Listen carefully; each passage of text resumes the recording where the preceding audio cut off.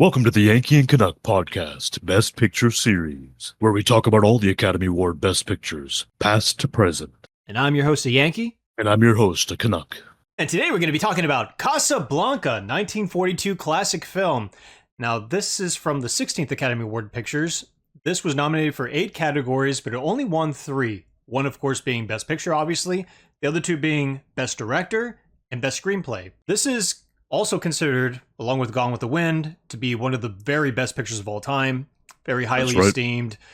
And most people know this film for the classic, lines that are said. Here's looking at you, kid, being one of them. People think that's the last line in the film, but it's actually, I think this is the start of a beautiful friendship, which is said at the very end. Humphrey Bogart's character, Rick, to Claude Rains' character, Louis, I think his name is. Yeah. And another classic line, which is often misspoken, is play it again, Sam, which is actually never said in the film. It's usually a variation of play it, Sam, or do it again, Sam, something like that. But it's never play it again, Sam. But for whatever reason, that somehow captured, the public's imagination, became an often misquoted line. That's right. The greatest film of all time. I have reservations about that, and I believe you do too. But yeah, some believe. Yeah, I mean, it takes place in Casablanca, obviously a French colonial city. It's the largest Atlantic port in Africa, Morocco specifically, right? During World War II, and, basically it's people fleeing the Nazis. They want to end up in America and other places, so the place is basically a jump pad to escape, for the refugees. Yeah, it's the film is it's like a legal gray area, basically. Yeah. And basically here they're actually, most of the time they're actually going to Portugal, which was neutral during the war. And then from Portugal, they go to America. But the port was easy to get to, Casablanca was easier to get to Lisbon, right? So Lisbon was the major port for traveling across the Atlantic to the U.S. So, but just like in the movie, it's pretty accurate in that regard that they show, a lot of people just end up getting stuck there. Figuring out how to safely travel, cover expenses. And people that were once highly esteemed in their countries are now basically bus boys or bartenders, and they're just doing what they can to survive as they're waiting for their exit visas to get the hell out of there. Yeah, and that's the main takeaway of this film, the overall plot of trying to get your exit visas. But most people remember this film for the romance, which is Humphrey Bogart's character, Rick, and Ingrid Bergman, who plays Ilsa, I think her name is, right? Ilsa, correct. Yeah, so that's the main heart of the film, I think, that romance subplot, which is actually pretty good, I feel. But overall, though, the whole main reason why the characters are doing what they're doing is kind of boring, I think. It's like, yeah, I understand that, you're fleeing Nazis and stuff, and you have to get your exit visas, you're in a country you're not, you're stuck in, and you're trying to make ends meet, and you're trying to get out, but I don't know. For me, it's just like, I was watching this whole thing, I'm like, okay, that sucks, but it's kind of like being stuck in the DMV because you're trying to get your driver's license because I need to get a car so I can drive out. I'm like, I'm sure that's very important to you, but that does not sound very interesting to me. I mean, it's the same kind of... I mean, you have the backdrop of the war and stuff. I mean, if in the DMV, it'd be boring, but if it was like outside the DMV, outside the DMV is like a zombie invasion. And so then they would make it interesting, right? So yeah, but in this movie, this ain't no zombie invasion, though. This ain't no zombie invasion. It isn't, but you have, the war and everything going on. So, yeah. So you have that. And then, but yeah, I mean, it's an iconic film for sure. I think it's a significant film, culturally and, historically. And I think in some ways, it's a good movie. For sure. I think it's overrated as well. But so many classic movies are overrated. So many movies I like are overrated, and that's okay. Yeah, I mean, which we covered so much in this series already. Exactly, yeah. So then there's nothing wrong with that. So, I mean, some people will be highly offended if you say that, but hey, man. Do I particularly like this film? Not really. I can appreciate it. I guess there's some stuff in it, that I enjoy, and it's just really it's not for me, but, and that makes you question, why is it sometimes considered the best movie ever, but then why is other movies like Citizen Kane? And so, I mean, I think, valid questions, and I think people have some good answers to it. Honestly, overall, like I said, I think it's a pretty good film. Obviously, it's a classic, widely considered one of the greatest, and for its time, I think it's definitely up there. I'd seen the movie once already. This was the second time, and I will say one thing. I would have thought I would dislike the film more the second time. I think I actually liked the film a little bit more watching it a second time. Yeah, this is my second time watching it too, so I felt the same way ultimately because of the fact that the first time you're watching it with this, expectation that this is one of the greatest films of all time. So you're like, all right, show me what you got. And then at the end of the film, you're like, Yeah. is this the best you got? But then when seeing it again with, those expectations like pretty much dampered, just put aside, you're just And you get watching to watch. yeah, you watch it with fresh eyes and you're like, okay, this is a little better than I thought it would be. Like, again, I thought the romantic subplot is actually the best part of the film. It's the main thing people remember the film for, actually. Not really the political struggles, not the visas and the papers and all this other stuff, the Nazis. True, obviously that stuff is there to justify the whole reason why stuff happens. But, but that's honestly, without that romantic subplot, the whole thing would fall apart. And the interesting thing about this film going into this also is I thought this was the first film in a while where it's not based on anything, right? It's not based on a book or nothing. So I'm like, all right, you could just watch the film. And I watched the film in preparation. And then upon research, I realized this is actually based on something, believe it or not. It's not based on a novel or a previous film or anything like that. It's actually based on an unproduced teleplay. So basically what happened was one of the writers was out vacationing. And what they were doing is that they were helping their Jewish relatives because this was the height of Nazi Germany. They were escaping. They were helping hiding their things, their belongings, and all that stuff.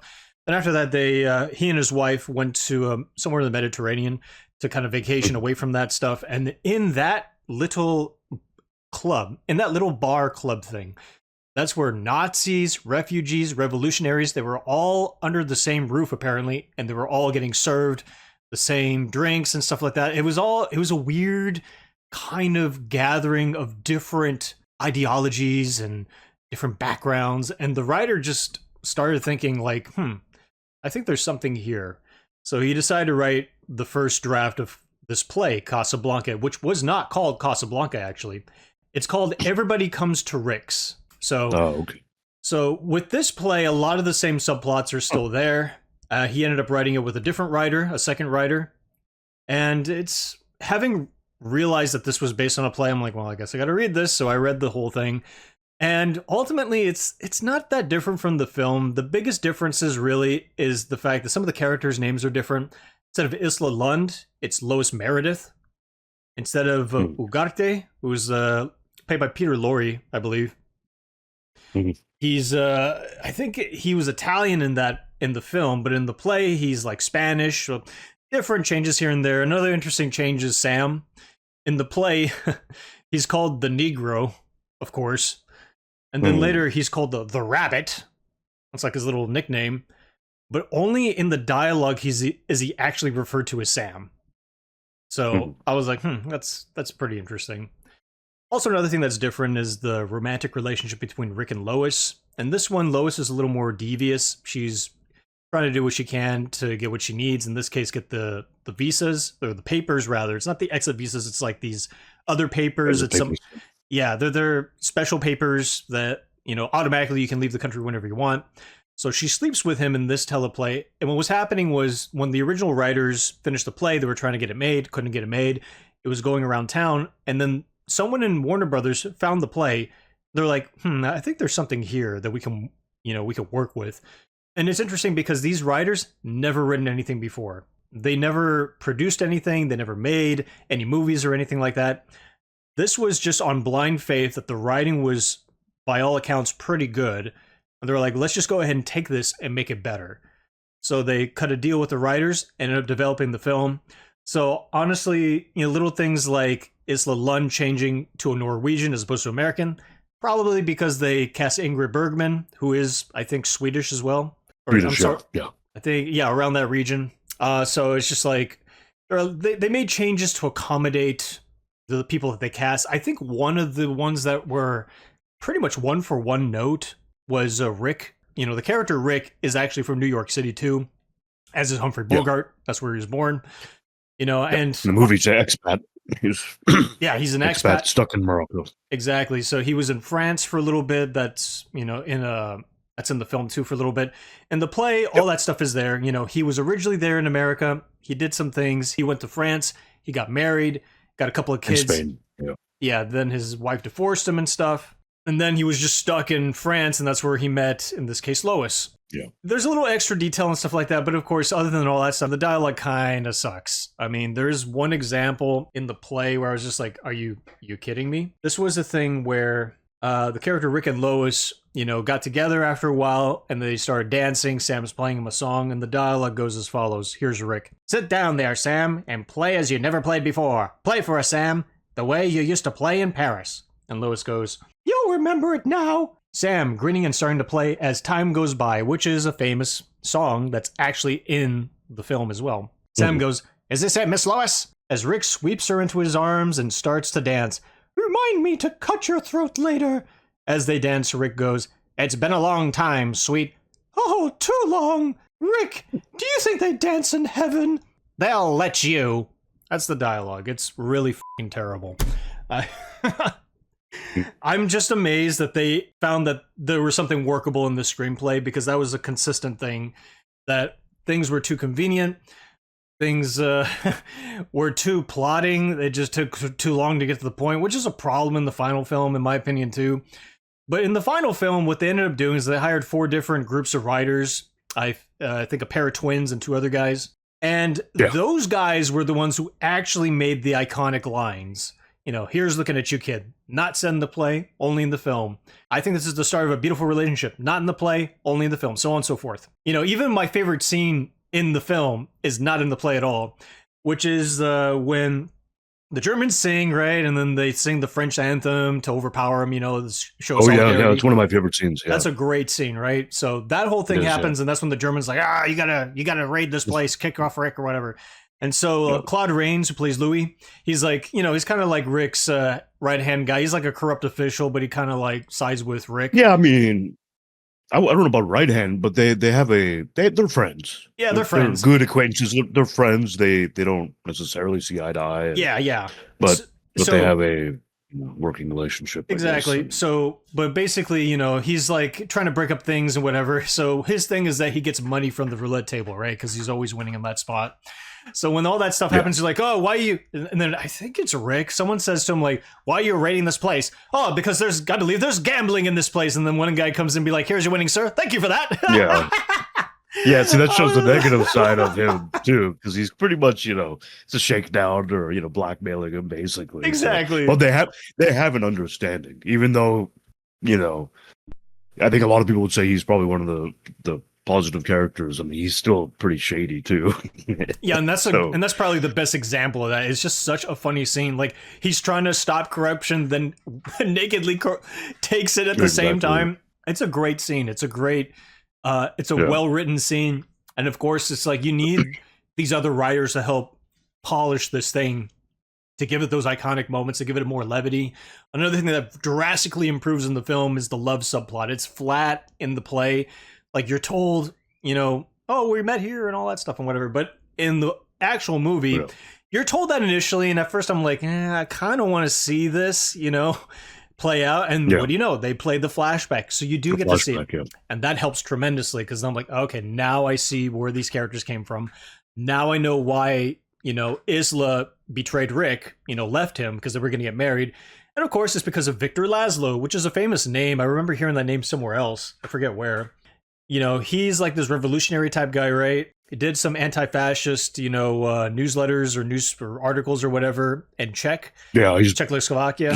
Yeah, exactly. He's basically a resistance leader, a Czech resistance leader. Yeah, so he's just traveling around, and then he met Isla. They married, but then he was captured, sent to a concentration camp, presumed to be dead.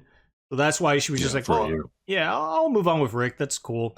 But then she realizes, like, oh, he's actually alive. And there's a throwaway line in the film, too, where they're all like, he meets with one of the guys who shows him the ring. And he's just like, it's been said that you're dead in 5 different countries. And it's just like, and every single one of them true. And like, that's a pretty good scene. That's a pretty good line. And, and that gives important context to why, Isla is back in Rick's life. And this love triangle is a really carefully constructed one, too. Because you have this conflict with Isla being like, well, I love Rick, but I also love Victor, and it's just like, where do I go? and it's intriguing, it's interesting, and Ingrid Bergman does a phenomenal job in her role, as does Humphrey Bogart as Rick. Pretty much everyone does for the most part, but they just shine the absolute brightest. I actually had to look it up, and I was like, have they been in other stuff? This was their only film together. Together, yeah. And I'm like, that's kind of... I get that too, right? You'd think that they've been in other movies. I mean, obviously both of them are huge stars, and I've seen several of their movies, and but yeah, they've never been in anything together. She was in a few movies that year, including another one nominated, the Hemingway, for Whom the Bell Tolls. Yeah, which she based off of Hemingway. Yeah, she was only nominated for that role too, not for Casablanca. Correct. She didn't win, but it's something. Yeah, the acting in this film was good. Characters are, interesting enough. I think that's one thing with the film. I feel like you were saying, as far as the romance definitely is the most significant. It's a significant part of the film, and the film has melodrama. It has, I guess, a little bit of action, I suppose. It's interesting, and there's good enough characters. Maybe, a little bit of suspense, and it's engaging, right? So some of the dialogue keeps you in, and I don't think it excels, so much at any element like that individually, but together the parts, work as a whole so well. And the romance is definitely the most significant thing that the film does it well. So when you were talking about the famous lines, I heard a rumor. I don't know now if this is true or not, but I heard a rumor that "Here's Looking at You, Kid," that it was actually improvised. So I heard two different things. I heard that it was improvised by Bogart, and then other people. I also read that the line itself wasn't improvised. The placement of the line was improvised. Like he started throwing it into different places during filming, and it kind of stuck. And so, I don't know which is true, if the script itself actually had that line or not, but... The only way to know is to actually get the original script, the actual shooting script, Yeah. And to read it. So that I can't confirm, but it wouldn't surprise me too much. Either way, that line is not in the original play. Whether it was written by the writers or improvised, it just pretty much gave the film iconic status. That is actually considered one of the best lines in film. Yeah, I guess. I mean, come on. I mean, you don't have to like the line. It's like, it is iconic. When I think of Casablanca, that's the line I think of. True, yeah. Well, the ending, I think, as well. I mean, I would say that's almost equally iconic, but start of a beautiful friendship. I think it is iconic. I would say that's actually, I think that's almost as iconic in my opinion. I think less so. It's iconic, but probably less so than, because when you think Casablanca, we ask people, Casablanca, what's the famous line? They're going to think of the kid line instead of... Here's Looking at You, Kid. But I will say one thing. I didn't remember, having seen the movie once before this, so 2 times total. I thought he only said that line once or twice in the film. Says it quite a bit, actually. He says it a whole lot of times. In fact, he says it too much, I think. It kind of dilutes the importance of the line. It does. Yeah, because it's like, hey man, take it easy. You're under the impression that he says it only once, and it's at the end of the film. And honestly, if that would have been the thing, that would have made the line even better. But the fact he keeps saying it, I get it. It's like a catchphrase or whatever the hell, and it's like a throwback to his catchphrase he tells her, because he says it to her in France. Were they in Paris? I don't remember. Paris, yeah. So it's just like, so I get that, but at the same time, it's just like a one-off would have been the best. But I digress. It's brilliantly delivered by Humphrey Bogart. He's just great in this role. And again, it's kind of disappointing that they were not together in any of their movies, but it is what it is. Perhaps if they were, I think their impact in this film would probably lessened a little bit. Because it's just one of those things where you're just like, you see the same groupings, you see the same pairings over and over again. And it's just like, it's not as special anymore. So that probably would helped this film even more as time went on. And, it's ultimately, I mean, as far as the other characters, with Claude Rains and all that stuff, Peter Lorre, he doesn't appear for very long. He's only in the very beginning. No. But he did a pretty good job. Those are they're character actors, so they stand out pretty well. But when it came to the guy who played Victor Laszlo, he's kind of boring. Like, I understand he's a very important character, but the way he was played and the way he was portrayed overall, not very interesting. Especially if he's a folly to Rick, in terms of like, oh, that's my love, how dare you? It's just like, he doesn't seem very imposing as a character. He doesn't seem very cutthroat. He doesn't seem very like And I know he's not supposed to be cutthroat per se. He's supposed to be like, a war hero, freedom fighter, or whatever. But That's the thing, though. Yeah, he's presented one way, and it's like he's mentioned in a different light. We know him; he's a very important resistance leader, fighting fascism and all that. But in the movie, it's kind of like, really, that's it? Huh? Yeah, and plus the Nazis realize he's there too, and they're like, "We're gonna make True, sure yeah, that you're yeah, stuck of here course. in Casablanca forever." And we're like, Yeah. "Why don't you just kill him if he's that much of a, of a threat to you?" I don't know. Maybe because of every time I see Nazis, I assume that that's their default position. They're just gonna kill people whenever they want to. But I don't know. There was some political entanglements occurring that prevented them from doing that. I felt like that could have been made a little bit more clear in the film, because otherwise it's just like, oh, it's you. We've been looking for you all over the place. You escaped one of our concentration camps. You stay there and you be a good boy, or else I'll slap you across the wrist or whatever. And it just seemed like that kind of energy. So the stakes didn't seem super high. And by association, Ilsa, like, what was going to happen to her? Oh no, they captured her little husband. So what? You would have still flown out. It's not like she was in imminent danger. At least it didn't seem like it in the film. I mean, yeah. Well, if they were going to capture him, they would have. Then, if they sent him back to a camp, then she would have been sent to the camp as well. Probably. I know that's said by Rick at the end of the film too. It's just like, if you stay with me 9 times out of 10, you're going to be sent to a concentration camp. So he does say that, but it's, again, just because you say it doesn't mean I feel it. You know what I mean? It doesn't feel like she's in danger. Yeah. And I felt like they could have been made, abundantly clear. And they could have been something as simple as, like, they're hiding. They're wearing different costumes. Oh, they need to go to a Rick's saloon thing because he has a secret compartment and hiding.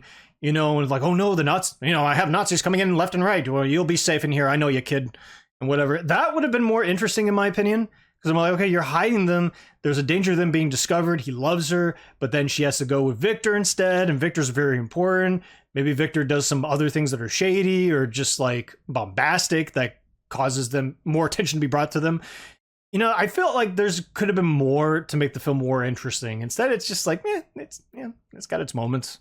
Hey, there's a fair amount of development too with the characters and stuff. Obviously, with Rick, being kind of cold and a very cynical person and kind of stuck in who he is for now, kind of, I don't know, throwing a pity party for himself. I only drink alone. Struggles on what to do, and then, doing the right thing, and then changes a bit over the course of the movie until the end. And then he becomes who he needs to be. He becomes Batman. Wait, what? No. That's not right. No. But no, I mean, it's Batman with a drinking problem. I think, overall, I think the characters are good in the film. And either way, I think the ending of the film is also very solid. I think that's one of my favorite parts of the film. It's good. It's like, okay, I'm going to do the right thing now. Damn it, which he does, and makes the right call, lets her go. You're talking about, makes the right choice. You're talking about Louis, or you're talking about Rick? Rick, yeah. Right, yeah, because there's that whole thing that... And Louis as well. Louis, of course, yeah, that's just... he's in it now, too, right? Yeah, so. But that didn't quite make sense to me at the end. So Louis held them up, demanded the papers, even though he was helping Rick get back into his establishment and all that stuff. But then he turns... the motivations there confused me for a little bit. Did he suddenly realize that fiduciary duty was at stake and he had to, like, put up a show and pretend to be an officer? Or was it all a ruse? I don't know. Did you get that? I just figured it was, he was just basically, he was making his decision now to join as well. That's what I gathered. By holding them up and stuff? Yeah, or no, I mean at the end when he helps. No, I'm talking about before then, because remember before that he's still in line, right? Because of the German presence, obviously it's still French controlled, but the German presence is growing and growing more, and the influence, and obviously, right? So he's still kind of on the line. He's on the fence. He hasn't really made a choice yet. Yeah, I felt like that was a little unclear also, because you see him play both roles pretty freely to the point where you're just like, what side is this guy on? So again, even though the film is well written in some aspects, it's still kind of sloppy in others, and that's just another example. It should, yeah. We don't see anything that shows that Louis was helping much before that, other than just minor stuff that were at an individual level, like turning a blind eye to the gambling or something like that, Yeah. just to help eat them at that level, but not the cause or not anything greater than that. And so this was just the moment where they made the decision, we're going to join the resistance, I guess the so. free French movement. And could have been straightened out a little bit more, in my opinion. So that sure, way you'd yeah. be like, okay, Louis could be potentially a threat. Turns out he's not a threat. That kind of thing. And then another thing too, you don't see Sam anymore after a while. You see him in the very beginning. He plays as time goes on, which funnily enough, that song, the first few notes is actually in the Warner Brothers home video logo. I don't know if you realize that, like dun dun dun No. dun dun dun. Oh yes, of course, yeah. Yeah. So it's just like, because when I heard that piano jingle, I was like, I heard those before, and that's where I heard it from. I was like, oh, it came from this film. Got it. That's cool. But but he just kind of disappears. I think he just says to Rick, the last time you see him, he says to Rick, "We got to go. We got to move out of here." And Rick's like, "Leave me alone. I want to drink." And I'm like, "Okay, buddy." Then you get to the flashback, and you don't really see him anymore, except in the flashback. But there's a lot there that they didn't go into, because you were mentioning the discrepancy or the differences in the play and the film. Mm-hmm. In the movie, I do remember Sam and Rick do go back even to France, but they don't really mention a whole lot other than they've known each other for some time. There really isn't much more detail shared. I think there's a little bit in the play. I can't recall at the moment, but but in the movie there isn't much. It's just that they've known each other for some time, and they knew each other in France, and I think that's all this film goes into. I think that's acceptable when it comes to Rick and Sam. Yeah. Like, you don't really need to know too much, I feel. Just Sam happens to be there. Rick happens to be there. They happen to like each other. They happen to go to Morocco together. But then we don't know what happens. Yeah, and then like you said, we don't know what happens to him. Yeah, that's the thing. How they met is not as important to me as where he ends up, because all of a sudden he's just gone. And in the play, he's actually there all the way to the end. So I feel like that was a little bit of studio interference, where they're just like, yeah, this black character, you can cut him out. We don't care about him. That's what it kind of felt like. And it was just like, I don't know. He seemed kind of significant. Yeah, he plays a piano and whatever, but he is a loyal friend of Rick, and he's not like a crooked son of a bitch like Louis is, or Victor. Exactly. I wouldn't call Victor crooked, but he's not entangled in all kinds of trouble. He's a straight-laced character. Exactly. He just happens to work with Rick, Rick is not very pure as well. They make mention of that in the film a couple of times as well, and I think in the play too. Yeah, and there's some things I would have maybe liked to see, like we just mentioned. What happened to some characters like Sam, and but then also I kind of would love to see maybe more of the wider conflict or the espionage. The tensions between the various factions there. I agree. Not just the music sequence of the national anthem battle, which was great, but maybe also more struggle and challenges faced by the people escaping, and the plight of the refugees. Yeah. And I think the movie kind of made it a little too simplified, that version a little too simplified. I understand it's storytelling and it requires more time, but I think, I don't know. I think I would have liked to see a little bit more of that. So. I agree, because there is that scene where there's this lady that comes in with her husband. They're like from Hungary or something like that. And she's like, I need help. Yeah. And she's like, we don't have any money. And he's like, you should go back to where you came from. And then finally he rigs the roulette table so they get the win. So they get the money to get the visas. That scene is actually in the play as well. But that is, but that is also an example of like going what you were saying. Like, yeah, that's thrown in there, but it could have been more high stakes. It could have been more dire. Like, I get that Peter Lorre's character ends up getting shot to death because he does a lot of crooked business with selling visas and whatever. But I felt like, going back to my original proposition, it should have been like people hiding, people being found, and Rick being like, I don't stick my neck out for anyone, which he says in the film. And you see like these people that are innocent that get taken away by the Nazis, and probably didn't put stuff like that in there because they don't want to make Rick to be a total piece of they want to be morally ambiguous, kind of an anti-hero almost, but not a complete deplorable character. So I guess they were very careful curating, especially, I don't know if Humphrey Bogart had any input on the character. He probably did, if your tale is correct, that he was improving lines here and there. So, and being like, listen, I don't want to play this kind of a character. I want to be a straight-laced guy who's just, upstanding American citizen. Where's my bourbon? The guy was a notorious drunk too. As a matter of fact, the bartender was actually cast in the film, fun fact, because he was Humphrey Bogart's drinking buddy. There you go. He was probably drinking during the set too. Bro, So, yeah. oh man, I did see an interview. It's on YouTube, and Ingrid Bergman. It was actually an interview with the CBC, Canadian Broadcasting Corporation, Mhm. and she'd mentioned in the interview that the initially, like, the script was really bad. She thought, and she was like, we don't know where we're going with this, and I guess a lot of people thought the movie itself was going to suck, Yeah. and they actually filmed two different endings, not knowing who Elsa would end up with, and they ultimately decided it was best for her to leave with Laszlo, and Yeah. so I found that interesting. I was like, wow, because a film like this, you would think they were probably more strict about it in the script and having it fleshed out really well, but no, clearly they didn't. No, Multiple endings filmed, and it's like now, it's like any other Hollywood production. Really, they do the same thing all the time. true, yeah. It's also possible that they had more of the script established, but maybe didn't tell her. I don't know. So then she wouldn't have to do different takes, with things in her mind like that. And What's I don't know, actually maybe, I don't know. It's actually interesting you bring that up because I don't know if it was that interview or a similar one in the 70s. They actually Yeah. asked her, like, did you know this was based on a play? She's like, no, it's not based on a play at all, she said. Because going back to what I said in the beginning, like, it was based on a play, but it was unproduced. So even though they adapted it for the screen and it became like this big, cultural sensation and whatnot, the original Yeah. writers, even after that big load of success they got from this film, they still wanted to make the damn play.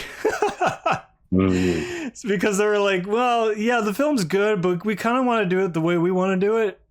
So yeah. for the longest time, they were trying to get something going and they couldn't get it going, regardless, even after with all the success from the film. It wasn't Damn. until 1983 where Warner Brothers produced a limited series, Casablanca, where the writers were like, all right, listen, you're profiting too much from this film. We want a little bit of residuals. Probably a lot, but I'm saying a little. We want a lot of money. And we want the rights to make the play because we have a sequel. Because it turns out there is a sequel to Casablanca, an official sequel from the original writer. I Last didn't I know that. Okay. originally, yeah, he wrote 15 pages. Last I read, this was from an old article in the newspapers in the 80s. But I don't know if he finished it, but apparently the sequel was supposed to be about Rick and Sam, or not Sam, Rick and Louie in a totally different area, doing a bar thing again, but there's a new conflict brewing. So it's just Rick up to his old tricks again. So basically they're rehashing the same plot of Casablanca. New conflict brewing. They ran out of booze. Yeah, exactly. So it would have probably been a ripoff of Casablanca, but nonetheless, there is a sequel. It's out there. It's written. And ultimately, Warner Brothers decided, okay, fine. We're going to go ahead and get you the playwrights. We're going to go ahead and get you some extra money, residuals. I think they were given $100K each or something like that. And I think primarily they caved because at that time, copyright law was written so the rights to Casablanca would have reverted to them as them being the original writers. So Warner Brothers were like, we'll pay these guys off so we can retain the copyrights and call it a day. Here, you want your stupid little play? Here's your stupid little play. So they finally got the funding and the rights and all that stuff, and they did their play finally. The play was called Everybody Comes to Rick's at Casablanca, obviously. Because otherwise people wouldn't know what this play is, or a lot of people wouldn't have come to it. And they made their Broadway debut in 1991. So I can't find anything about the play since then. There's no recordings or nothing.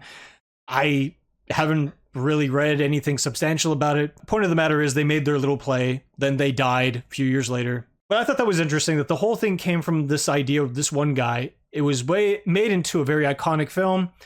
He was still very relentless to make his version of the story, and he ended up making it. Then his ass croaked like 6 years later. So, beautiful story. Yes. Yeah. Another rumor, I'm not sure if this is accurate, but I guess there was a rumor that Ronald Reagan was actually once considered for the role of Rick. I don't know. I don't know if it's substantiated, but I read that. I've heard it before, and I read that. But then there's some people saying that isn't true at all. Some people are saying that he was cast, and that's definitely not the case. But I think the rumor is that he was once considered, even briefly. So. It's probably not unheard of because that happens all the time. You hear news even today of actors being attached to things, or they're being considered, or they're throwing names at a dartboard. That does happen. So it's not inconceivable that could have been the case. Him actually being Rick, no. Yeah, I Forget don't it. think so. That would have been terrible. Not his style, anyways. That's definitely not the type of role for him. Yeah, definitely not. Absolutely not. And if there's another Humphrey Bogart movie anyone's interested in watching, the Maltese Falcon, we discussed it before. I think I mentioned it the last time, and because Yeah. it It was nominated around the time where Rebecca won, I think, if I'm not mistaken. exactly, yeah, and that's a good movie. I like it. No doubt that's a better So, film, I bet, than freaking Rebecca. I hate that film. oh yeah. Better than Rebecca. I thought you were going to say better than this film. I was like, I'm ooh, so sorry. It wasn't Rebecca. It was How Green Was My Valley. How Green Was My Valley? Yes, That also sucks. yeah. As we covered But, in this series. yeah. All right. Well, ultimately, though, when it comes to this film, is it one of the greatest films of all time? It's fine, I guess. It's worth watching. I feel like It's on the list. It's definitely on that list of yeah, I greatest mean, movies of all time. it wouldn't kill you to watch this film. I felt like it was more impactful around the time when it was released because this was 1942, right? This was 3 years before the Allies won World War II. So this was really at the height of the war effort, and there was probably like a lot of like anti-Nazi, anti-fascism kind of stuff going around. So, and there were probably a lot of immigrants that managed to make their way out of Europe into America that were probably watching this film. They're like, wow, I'm seeing a lot of myself and my family in this film. So a lot of that emotional weight was probably there for people watching the film, on top of the great performances and the story and whatnot. Watching it many decades later, you're just like, yeah, it's fine. Fine for what it is. Yeah, they also had the conference in Casablanca and around this time, actually, the end of 42. Oh, really? Roosevelt, Churchill, yeah, they all met there to plan strategy and coordinate their efforts to fight the Axis powers for the upcoming year in 43. Oh, there you go. Major incursions. So Casablanca had a huge conference. All right, so all that stuff being said, though, I think I'm going to give the film a 6.5. It's close to being a 7, because when the film's good, it's actually very good. But again, it's one of those things where it's just like it's so muddled, and even though there's great performances, some great lines, some great sequences, the overall narrative is too messy for me to get fully invested. I felt kind of bored at times also watching this film. The main conflict, as I mentioned before, is not strong enough for me to stay interested at times. So ultimately 6.5 I feel like is a fair rating for me. Yeah. Yeah, I'm actually it's a good, reasonable rating. I'm going to give it a 7. I'm actually going to give it a 7. I think the elements combined, I think it's a good movie, and I think I agree with you. Actually, some of it is boring, and there are problems. And like I mentioned earlier, there's a lot of things I would have liked to see more of, and incorporate different things. But this is what we got, and so I think 7 is a good rating. It's a good movie. I don't think it's amazing or anything, but it's definitely an important film, and an iconic film certainly. And yeah, pretty well, much. One thing we never even mentioned was we talked about the acting and the plot and all that. We didn't even talk about the cinematography, which I really enjoyed in this film. And it's very I think good. I think the DP's name was Edison, I think. And so I think a lot of those scenes, zoom ins on the faces, the lighting, even though sometimes it's simplistic, I think it was really effective. I really like the spotlight when they're outside. I think there's a lot in the movie that's good. There's a lot in the movie I wish they incorporated and added more of, and so not a perfect film, but a good film nonetheless. And yeah, because honestly, it just felt like watching a play, and especially knowing now that it came from a play, so originally at least a teleplay. I'm like, yeah, this fits the bill, I feel. And it's not that different from a lot of other Hollywood productions. They were all confined to like these sets, these big, lavish, extravagant sets. This is not that much different, but you can kind of feel that kind of play setting where it's heavily dialogue dependent, and the dialogue has to really be on par, and the performances have to be really on par, and a lot of times it is. As I mentioned, not so much. But honestly, the making of this film I felt was a little more interesting than the actual film. But nonetheless, I mean, you could do worse, and we've definitely seen worse in this series. Ultimately, so far, I would probably put this in the top 5 in terms of Best Picture winners so far.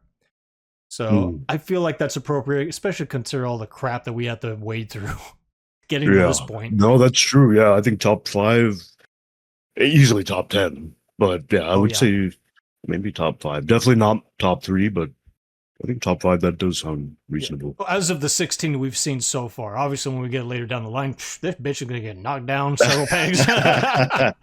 Yeah, no, that's true. Yeah. All right, that's fair. But other than that, guys, thanks for tuning in. We'll be seeing you for the next one. Thanks a lot, guys. Take care.